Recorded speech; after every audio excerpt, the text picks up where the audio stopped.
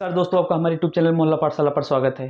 पिछले कई दिनों से हम लोग भूगोल और इंग्लिश के लगातार निरंतर क्लास देख रहे थे। आज उसी के आगे हम लोग मैथ का थोड़ा रुका था, इसलिए आज उसके आगे बढ़ते हैं। मैथ में आज हमारा टॉपिक है करंडी सर्ट्स। करंडी एक ऐसा टॉपिक है जो हर एग्जाम के लिए बहुत ही महत्वपूर्ण होने वाला है, और जो आज मैं बताऊंगा करंडी में, ये क्वेश्चन बार बार एग्जाम में पूछा जाता है। बस आप लोग थोड़ा धैर्य बनाइए और अच्छे समझिए, क्योंकि देखते ही आंसर इसका हम आसानी से बता सकते हैं कि इसका आंसर क्या होगा। चलिए देखते हैं। करंडी, इस सर्ड का मतलब तो मैंने बताया ही था, वर्गमूल में इसका सिंबल इस तरह होता है, रूट की तरह सिंबल इसका होता है। अब क्वेश्चन कैसे पूछता है, करंडी से संबंधित जो प्रश्न होता है उसको हम समझते हैं। करंडी से संबंधित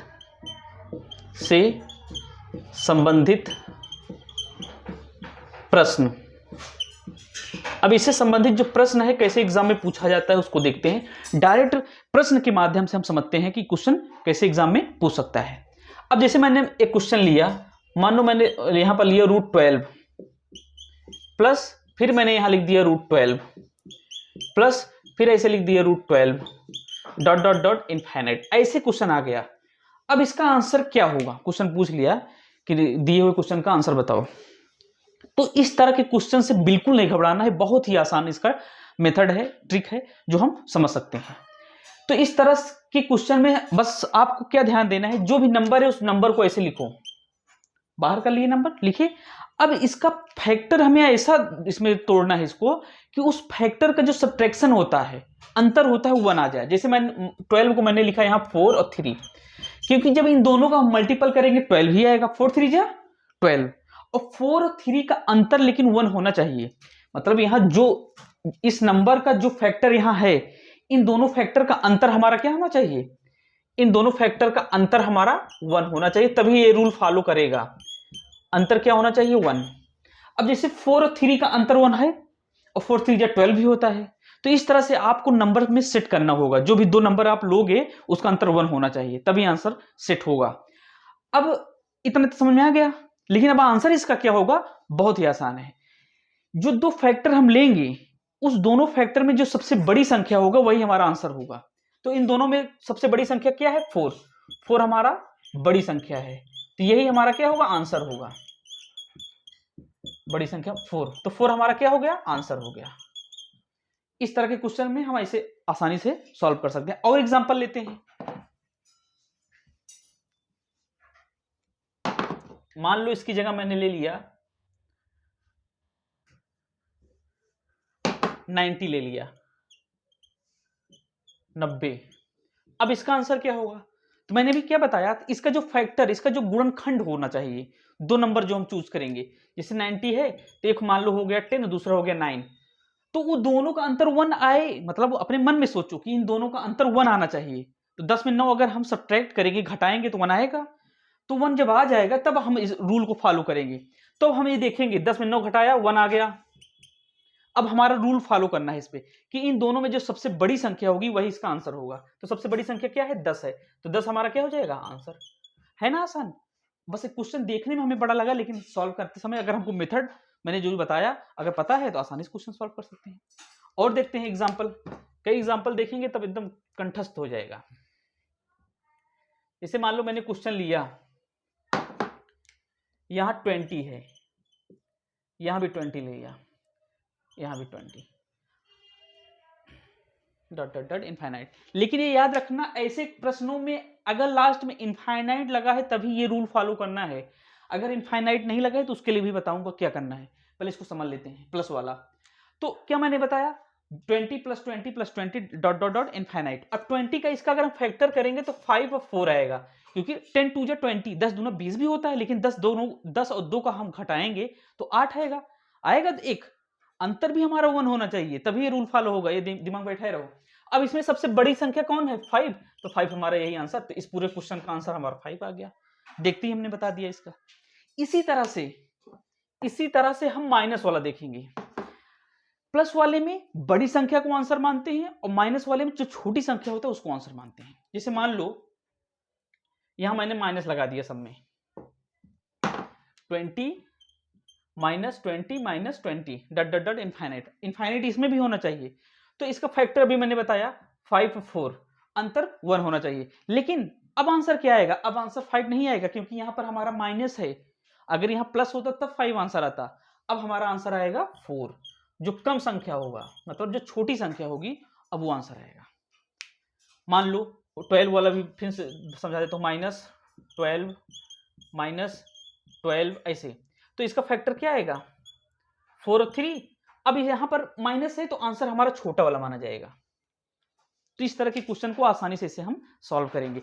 अब हम देखते हैं जब हमारा इनफाइनाइट ना हो, मल्टीपल होता हो बीच में। जैसे मान लो मैंने यहाँ लिखा √5 ऐसे ऐसे बार बार आए, तब हमेशा आंसर आपका क्या आना चाहिए? 5 आना चाहिए। जैसे √6 ऐसे बार बार हो तो हमारा आंसर 5 ही आएगा। ये समझने के लिए था खाली। लेकिन ये ध्यान देना, ऐसे क्वेश्चन में भी इनफाइनाइट लगा हो, जैसे √5 इनफाइनाइट लगा है, तब उसका आंसर 5 आएगा। √6 डट डट डट डट इनफाइनाइट, तब हमारा आंसर 6 आ जाएगा। √7 डट डट डट इनफाइनाइट, तब आंसर हमारा 7 आ जाएगा। मतलब मल्टीपल हो रहा हो, ना प्लस हो ना माइनस, और सेम नंबर हो और इनफाइनाइट लगा हो, तो वही हमारा आंसर हो जाता है। तो ये 3 मैंने बताया। अब चौथा जो इंपॉर्टेंट है वो भी समझ लो तुरंत, जिससे कि हमारा टॉपिक खत्म हो। अब मान लो प्लस हो, क्या हो? जैसे कि √5 हो गया, ये तो मैंने समझा ही दिया। यही क्वेश्चन जैसे अभी मैंने बताया कि √5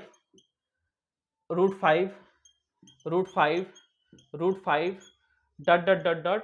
अब इनफाइनाइट, अभी तक तो इनफाइनाइट था, अब ये इनफाइनाइट ना हो, अब इसको हम हटा दें यहां से, तब हमारे प्रश्न का आंसर क्या होगा? तब इस क्वेश्चन का आंसर क्या आएगा? जब इनफाइनाइट होता था तो यही 5 आंसर आ जाता था, लेकिन अब इनफाइनाइट हट गया, तब इसका आंसर क्या आएगा? तब इसके लिए एक सूत्र है, याद कर लेना आप लोग और लिख भी लेना। वो सूत्र ये है, जब कभी बार बार हमारा, जैसे मान लो √x इस तरह का क्वेश्चन आए और इनफाइनाइट ना दिया हो, तब उसके लिए फार्मूला है हमारा x का पावर, मतलब x और पूरे का पावर 2n-1/2n, ये फार्मूला लगाना है हमें। मैंने क्या बताया? जब हमारा लास्ट में इनफाइनाइट ना हो, तब हम पूरे x का पावर ये सॉल्व करेंगे कि 2n-1 और 2n। n का मतलब क्या हुआ यहाँ? n का मतलब वो नंबर से, किससे? नंबर से। हम काउंट करेंगे कि हमारा कितनी x है, 1 2 3 4 5। तो यहाँ इसका मतलब क्या हुआ? n हमारा क्या है? 5 है। अगर ये 4 होता तो n हमारा 4 हो जाता, अगर ये 3 होता तो n हमारा क्या हो जाता? 3 हो जाता। तो इससे रिलेटेड क्वेश्चन करते हैं, तब समझ में आ जाएगा भी। जैसे मैंने यहाँ प्रश्न लिखा 5 वाला कि √5। अब काउंट करो 1 2 3 4, कितने टाइम्स 5 है हमारा? है 4 टाइम्स, मतलब कि n इक्वल टू क्या है हमारा? 4 है। 1 2 3 4 मतलब n इक्वल टू 4 टाइम्स 5 है हमारा। अब हम ये n बराबर 4 यहाँ पूरे फार्मूले में रखेंगे। मैंने क्या बताया? x हमारा मतलब 5 की पावर, जैसे x था वैसे 5 है, तो मतलब ये 5 का पावर अब लिखेंगे हम। 5 की पावर 2 का पावर n मतलब 4 -1 और पूरे का बाई 2 की पावर n का मतलब n हमारा 4 आया है। ये इसको सॉल्व करोगे तो 4 में 1 सब्ट्रैक्ट करोगे 3 आएगा, इसका मतलब वो 2 की पावर 3 और बाई 2 की पावर 4।